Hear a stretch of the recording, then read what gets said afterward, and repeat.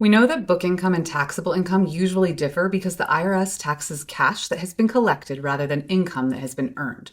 We also learned that deferred tax liabilities and deferred tax assets are the balance sheet accounts that serve as placeholders for the temporary differences between book and taxable income.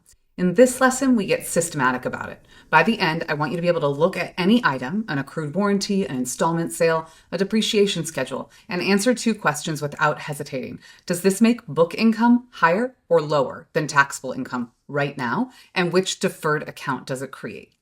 Here's the thing about temporary differences. Every single one of them tells you a complete story if you ask the right questions. Question 1, which direction is the difference? Is book income higher or lower than taxable income this year? Question 2, when does it flip back? Because these are temporary differences, not permanent. Whatever gap opens up this year closes in some future year. The total income over the life of the item is identical for book and tax purposes, only the timing differs. For every item, anchor yourself on the cash and remember the IRS's two rules: no cash, no tax, and cash in hand, tax now. So ask, when does GAAP recognize this item? And when does the cash move? If the books recognize revenue as earned before the cash arrives, the IRS is waiting. Book income is going to be greater than taxable income.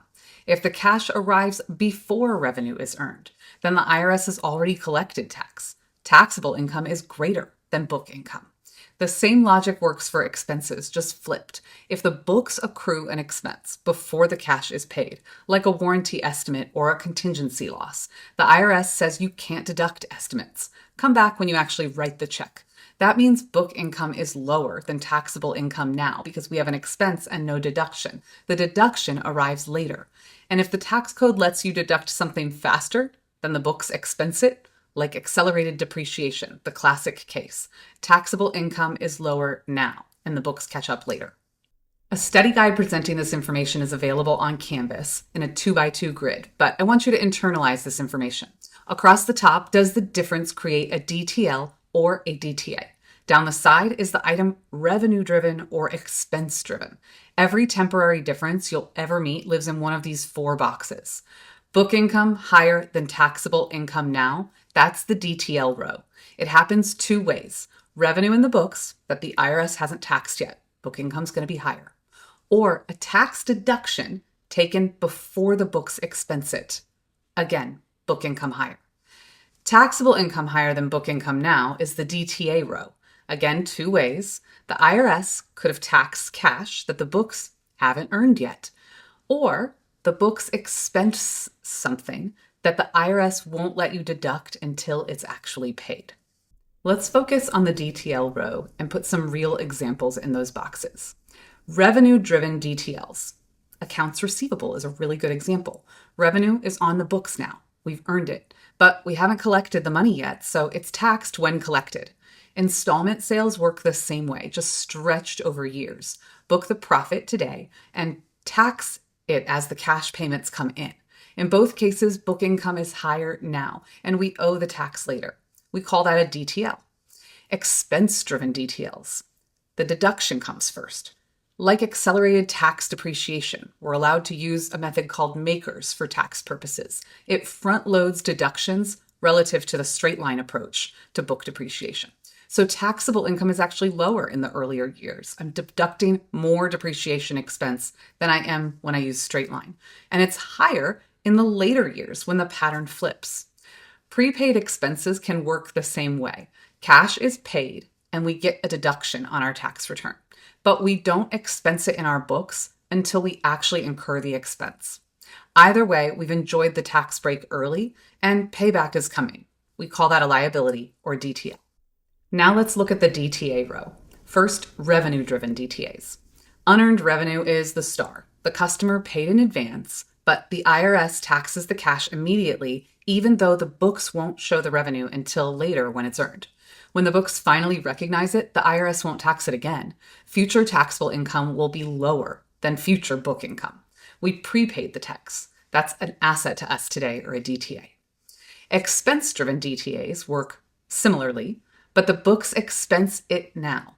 The IRS deducts it later. Warranty accruals, GAAP estimates the expense in the year of the sale. but the IRS deducts actual repair costs when paid.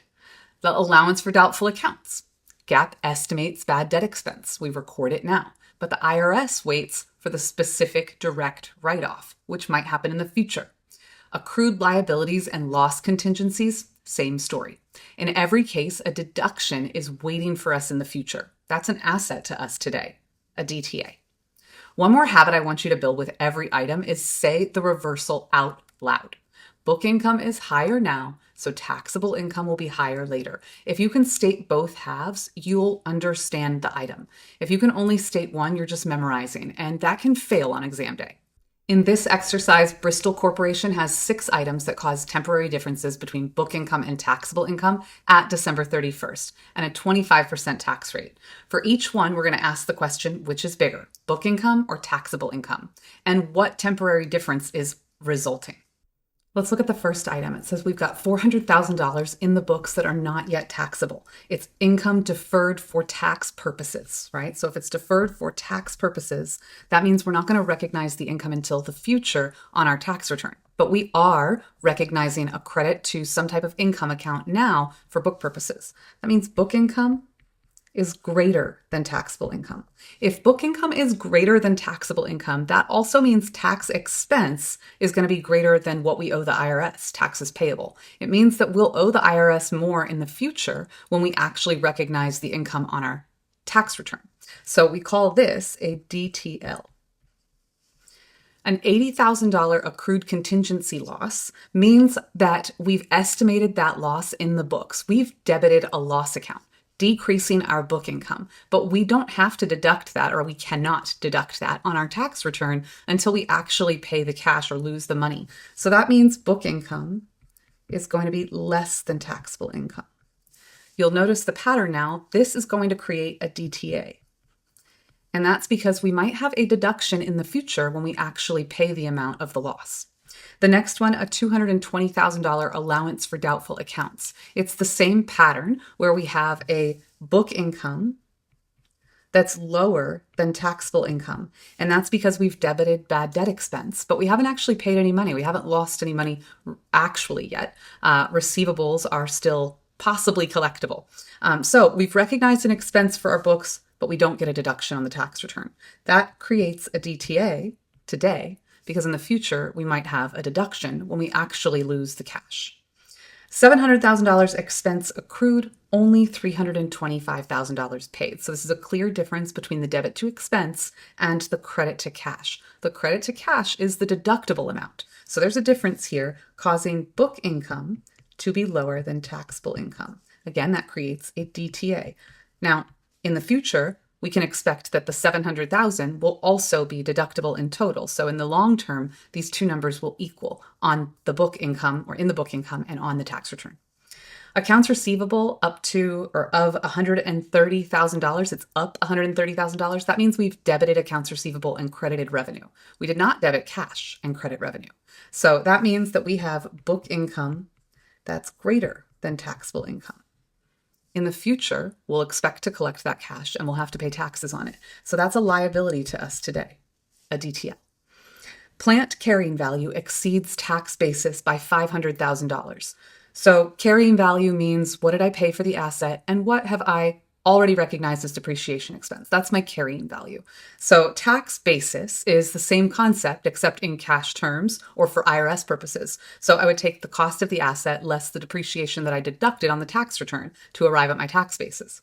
So if carrying value on my books is greater than the tax basis, that means that I must be subtracting more for depreciation for tax purposes, which is very common. An accelerated method of depreciation like Makers is often used for our tax return where we use straight line or some other less accelerated method on our books. So that means our book income will be greater than our taxable income, resulting in a DTL, a liability in the future where this difference will reverse and the opposite will be true, where straight line depreciation will actually exceed the maker's depreciation in future years. And when that happens, there'll be a flip of the signs and that creates a liability today. To wrap up, every temporary difference causes a difference between book income and taxable income. The key to preparing the tax expense journal entry at the end of each year is determining the direction of the difference. In future years, we'll also need to know when the difference reverses. Anchor on the cash. If the books run ahead of the cash, you don't owe the IRS yet, but you will later. So you have a liability today, a DTL. If the cash ran ahead of the books, you've essentially prepaid some tax and you have a DTA. Don't forget that the temporary difference could also be expense-driven, meaning that book income could be higher than taxable income because you were able to deduct an expense that you paid but haven't actually incurred for book purposes. Alternatively, book income could be less than taxable income because you've incurred an expense but haven't paid it yet, meaning you'll be able to deduct it in the future. That's an asset today. Refer to the study guide on Canvas to review the 4 quadrants, holding every example you'll meet. Next, I'll show you how to build a reversing schedule for each difference and prepare the journal entries in future years as well.